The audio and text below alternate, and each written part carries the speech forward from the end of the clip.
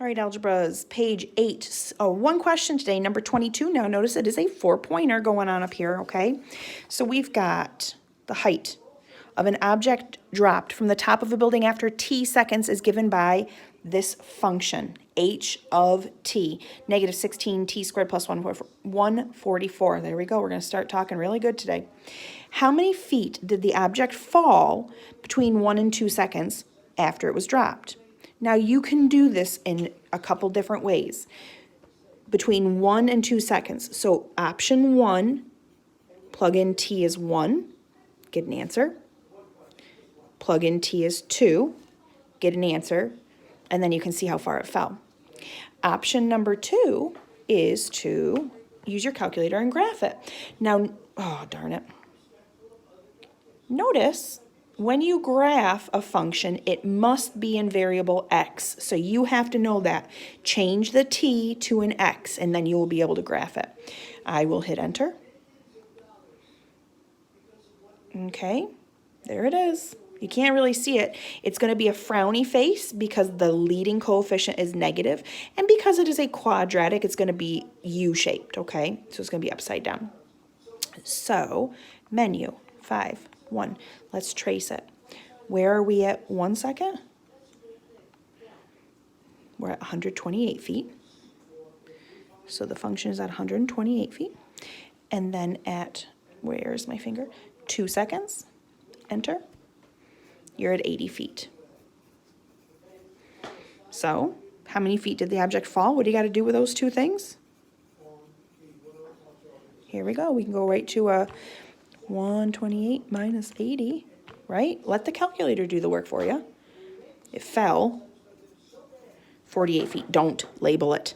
Do not label it. It fell 48 feet. Determine algebraically how many seconds it will take for the object to reach the ground. All right, we call that a root or a 0.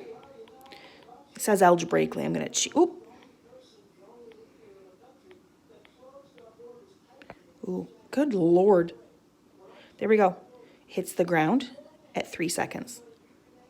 It also hits the ground at negative 3 seconds, but that doesn't happen, right? So here we go. We're going to take this. Negative 16, I'll leave it t squared for whatever, t squared, plus 144. And I want to know when it hits the ground, 0 feet. So, first little issue I've got going on here, this leading coefficient is negative. That is a big fat no-no.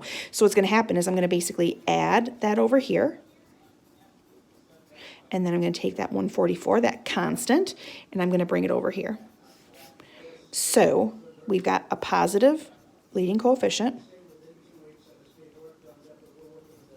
There we go. We get it equal to 0, so we can do one of a few things.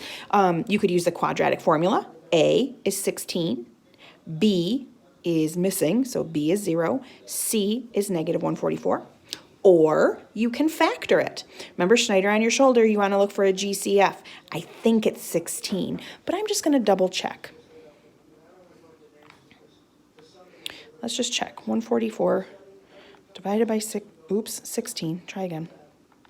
Yahtzee. It works. So the greatest common factor here is 16. Leaves me with t squared there. Minus sign because of that. And it was 9 in my calculator. Okay. Now I can factor this one more time. This is difference of squares. So there's my greatest common factor. Right? T squared is t and t. 9 is 3 times 3. And with difference of squares, one is positive, one is negative. When we solve, you make it opposite. T is negative 3. Make it opposite, positive 3. This does not give me a root because it has no variable attached to it. You have to realize that after you get your answers, they have to make sense. You cannot hit the ground at negative 3 seconds, so you must cross that off and identify that that is where it will hit the ground.